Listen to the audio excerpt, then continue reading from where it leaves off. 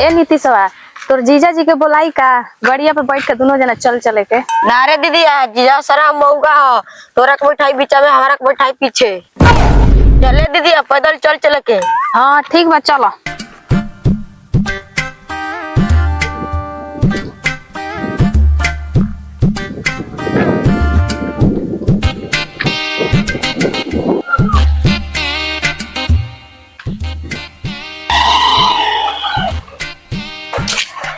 अरे काहे फूल झरी, फूल के खुशबू कौना घर में जाके मौकी हो, कह तो छोड़ दी। गांव में मौकी चाहे गली में, आ ढेर बोलबा ना नाती के बेटा तो मोबाइलिया घुसा देम तारा गाड़ी के नली में, बुझाइल ना।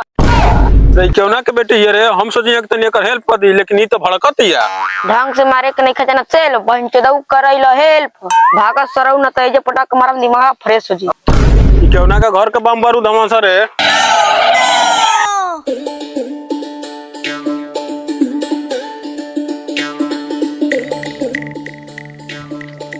भाई तो डलवा का सलिया।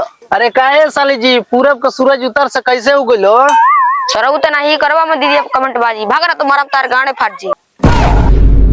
जा सरऊ तार पहुंचो, तो दीदिया के बिना सेन मन ले छोड़म ना।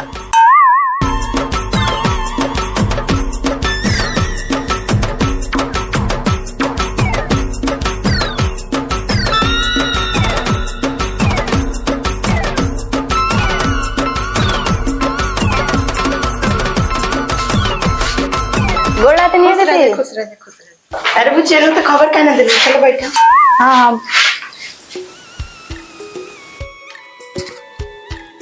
अरे पाव लागत नहीं जीजा जी। खुश रहा। अहो साली जी कब अलू हो, कहले रहो तो के स्टेशन तक गोदी उठा के तक ले काट दे हम। तू बैठे बुचिया, तू चला हमर बहन के उठावे, हमरा के उठान तो पाद देला, हम बहन के उठाबो तो आगे देबा। अरे तू का जानबू, साली के दे बारू से मोलाए, इनको उठाला पा आधा वजन रहेगा, कम हो जाई। काहे बहन चोदऊ जीजा, और दीदी के देह में लाभ लगता, हमारे देह कटहर काट लेखा लगता। काल भाई साली जी। नमस्ते जीजा जी।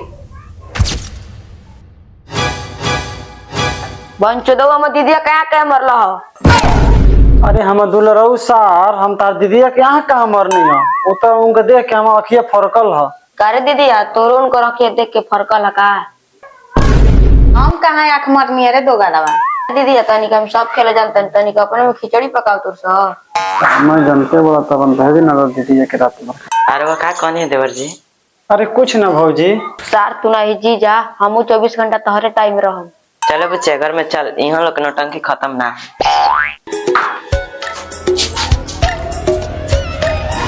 बाबा पड़ोसन में तो माल बहुत खतरनाक आइल बिया। बात तो सही कहते रे बाबा, अपन बहनिया संग आई रहते रहे अभी बुच्ची, बड़ हिल होकर बड़े बड़े चुच्ची।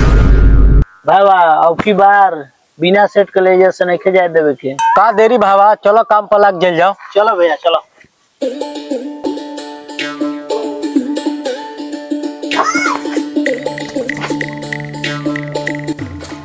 बाबूजी, ए बाबूजी, क्यों बा हो नर चाय मादा? कौन है दुआरे पे पानी अंडा करता है? अरे देवर जी रहोगा? अरे का बाबूजी, आज सोना जैसे देवर तक पढ़ा जैसा लोग बताऊं तो। अरे जानते कि देवर बाबू हम बहनी आल पे अंजलि में कुछ कहते नहीं। अरे बाबूजी हम तो तोर बहनी एक देख खाती नहीं है। का कहनी देवर जी? अरे कुछ ना कहनी भौजी, तनी बैकिया के चबिया दे तनी हम ताज पूजा करला। रोटी लेके आओ। हाँ भौजी तो बोली चाबी ले, चल तनी सोलिया के देख ले। चल चल चल।